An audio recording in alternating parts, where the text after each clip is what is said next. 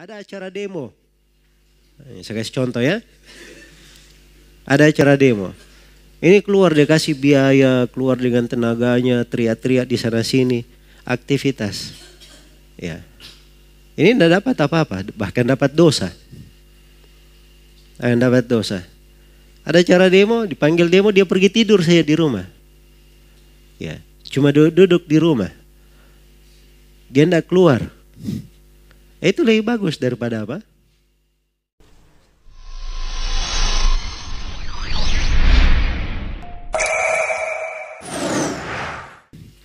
Dan yang keempat di sini, dan ini pembahasan penting yang menunjukkan keutamaan Islam.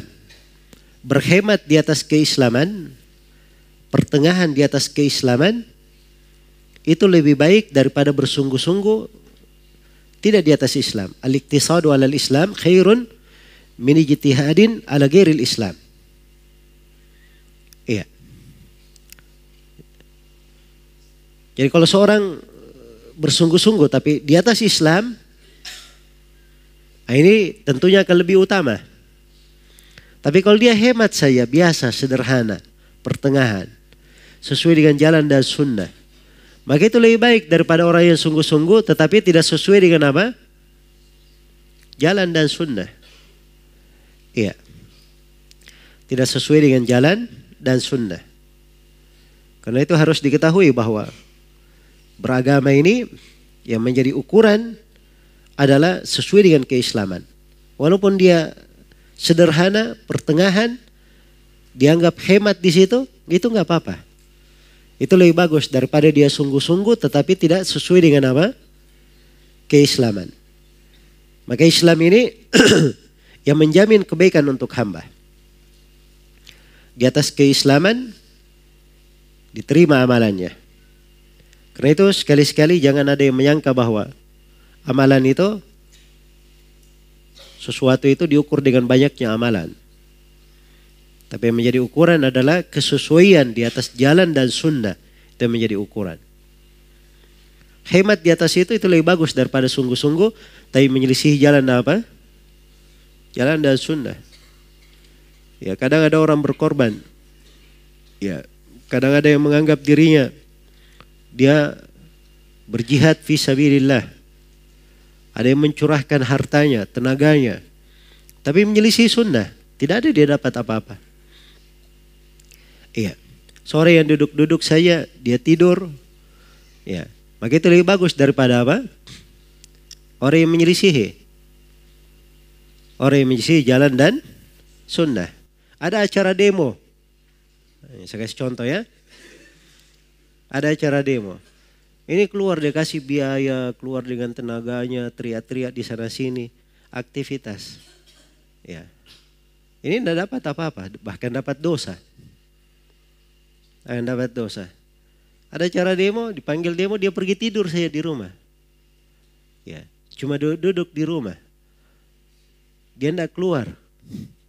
Itu lebih bagus daripada apa? Dia berada di atas sungguh-sungguh, dianggap mengeluarkan tenaga, tapi tidak sesuai dengan sunnah. Maka ini dari hal yang hendaknya dipahami. Beragama itu bukan masalah semangat, bukan masalah punya kesungguhan. Tapi beragama itu adalah memastikan ini yang dia kerjakan sesuai dengan jalan Islam atau tidak. Baik. Yang terakhir di bab ini, kata beliau rahimahullah, wa Nabi Darda radhiyallahu anhu annahu qala, ya habbadha naumul akyas wa iftaruhum, kaifa yugbaduna sahral hamqa wa sawmahum, lam ithqalu darratin min birrin, diperbaiki harakatnya itu ya, min birrin ma taqwa wa yakin a'zamu wa afdalu wa arjahu min amthalil jibali ibadatan minal muqtarrin. Dari Abu Darda radhiyallahu anhu, beliau berkata, betapa tidur dan berbukanya orang yang cerdik lebih bagus daripada begadang malam dan puasanya orang yang bodoh. Ya, perhatikan ya. Jadi orang yang cerdik, kata Abu Darda, di malam hari dia tidak banyak sholat, tidur. Di siang hari dia juga berbuka. Ya, itu lebih bagus daripada orang-orang bodoh yang di malam hari dia begadang karena dia ibadah, dia sholat, dan di siang hari dia berpuasa. Di siang hari dia berpuasa. Apa yang membedakan? Ya jelas beda ya. Ini orang yang cerdik, al-akyas. Dia kenal Islam yang benar. Iya. Dia kenal Islam yang benar. Adapun al-hamqa ini tadi, ya, dia melakukan aktivitas tapi tidak dibangun di atas ilmu. Keluar dari jalur. Bukan dilihat masalah sholat tidaknya. Tapi bagaimana dia melakukan sholatnya, bagaimana dia melakukan puasanya. Itu menjadi apa? Menjadi perhitungan. Ya, karena itu kaum Khawarij mereka sholat, mereka puasa. Kaum Khawarij malah kalau dibandingkan sholat dan puasa mereka dengan sholat dan puasanya para sahabat, Nabi berkata kepada para sahabat, kalian akan menghinakan sholat kalian di depan sholat mereka. Puasa kalian di depan puasa mereka. Jadi puasa dan sholat mereka apa?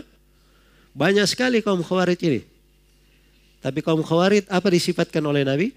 Banyak sifat. Yamrukuna minad din kama yamrukus sahmu minar ramiyah. Keluar dari agama seperti anak panah menembus sasarannya. Disebutkan sebagai kilabu ahli nar, anjing-anjingnya penduduk api neraka. Disebutkan sebagai syarru qatla tahta adimis sama, sejelek-jelek bangkai yang terbunuh di bawah kolong langit. Berbagai sifat. Bukan diukur dengan banyaknya dia ibadah, banyaknya baca Al-Quran, banyaknya dia puasa. Tapi ibadah-ibadah itu tadi dia kerjakan di atas Islam atau tidak. Nah itulah orang yang cerdas namanya. Jelas ya? Baik. Kemudian kata beliau, wala mithqalu darratin min birrin ma'a taqwa wa yakin, satu darrah.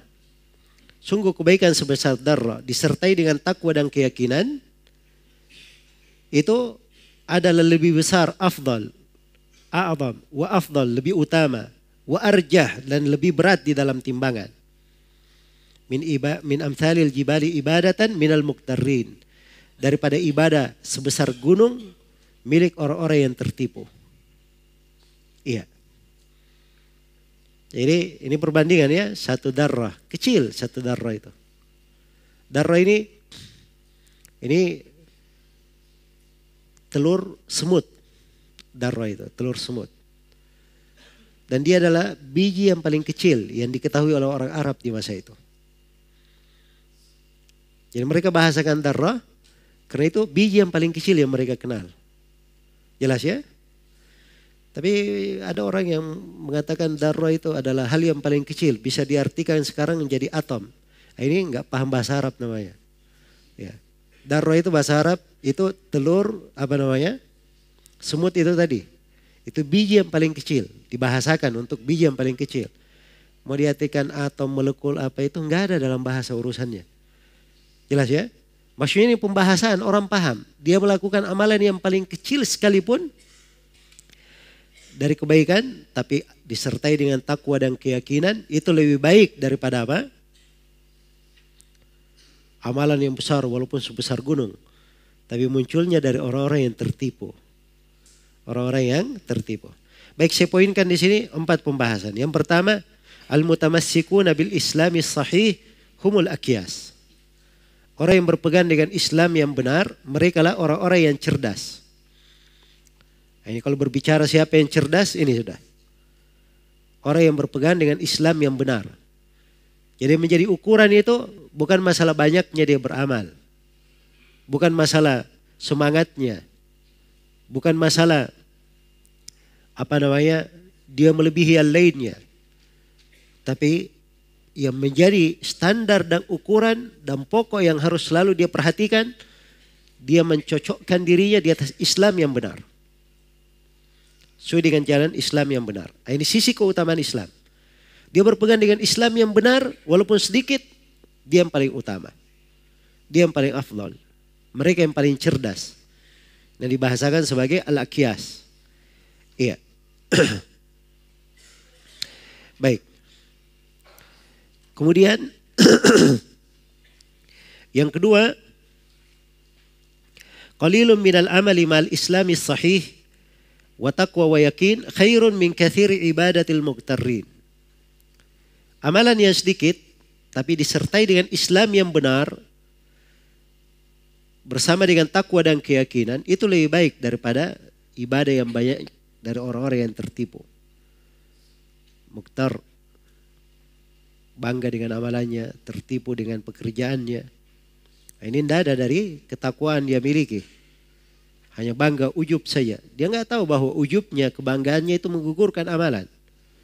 Ya, maka amalan yang sedikit dibangun di atas Islam yang benar itu lebih baik. Itu akan lebih baik. Kemudian yang ketiga, laisatil ibratu bi kathratil a'mal. Yang menjadi ukuran bukan banyaknya amalan. Yang menjadi ukuran bukan apa? Banyaknya amalan. Iya. Dan ini sudah kita bahas ya, dan akan datang lagi pembahasannya insyaallah taala. Kemudian yang terakhir di sini dari poin yang saya poinkan adalah asbabu mudha'afatil a'mal. Sebab amalan itu dilipat gandakan. Ya, jadi amalan itu bagaimana dia menjadi lebih besar, berlipat ganda itu semuanya dengan Islam yang benar. Dengan Islam yang apa? Yang benar. So, kalau kita masuk di dalam pembahasan Islam, itu akan tampak amalan itu menjadi besar banyak sebabnya. Sebab yang pertama kembali kepada pelaku amalan itu sendiri. Iya. Kembali kepada pelaku amalan itu sendiri. Mungkin dia memiliki dari keikhlasan yang sangat besar. Mungkin dia memiliki dari kejujuran, ketulusan. Mungkin ada dari kesyukuran, dari kesabaran. Amalan-amalan hatinya yang membuatnya lebih besar.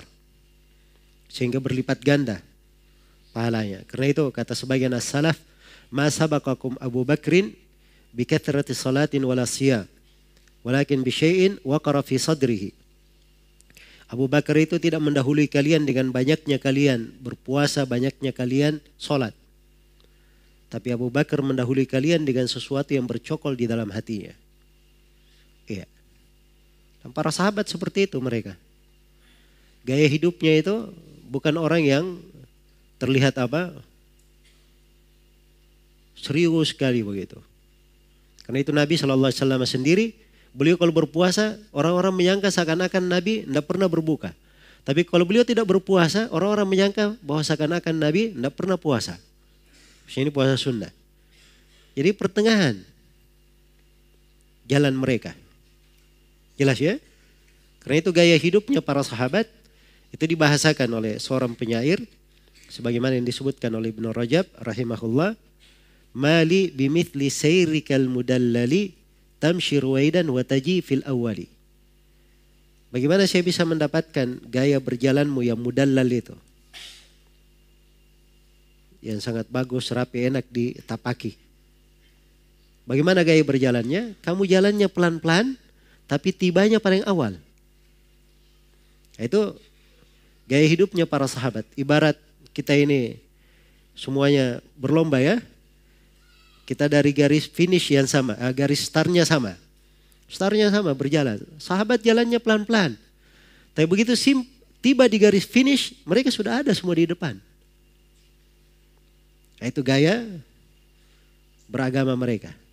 Dan gaya beragama yang seperti ini sesuai dengan keislaman yang benar. Dan ini fadlul Islam. Sisa bagaimana seorang itu pelajari Islam yang benar. Manhaj Islam itu apa? Jangan sembarangan. Iya. Dia belajar Islam dengan caranya sendiri, dengan metodenya sendiri. Ya. Apalagi cuma tanya ke Mr. Google. Atau dia hanya baca buku sendiri. Nah seperti itu seorang beragama. Islam ini ada tuntunannya, ada jalannya, terwarisi dari masa ke masa. Nah, itu yang perlu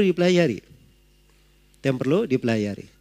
Ya, kalau seorang belajar Islam yang benar, maka pasti di dalamnya dia akan melihat berbagai keutamaan itu tadi. Ya wallahu ta'ala alam, selesai bab yang pertama.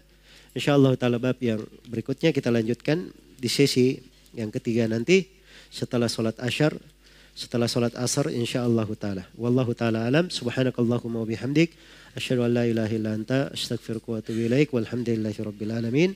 Wassalamualaikum warahmatullahi wabarakatuh.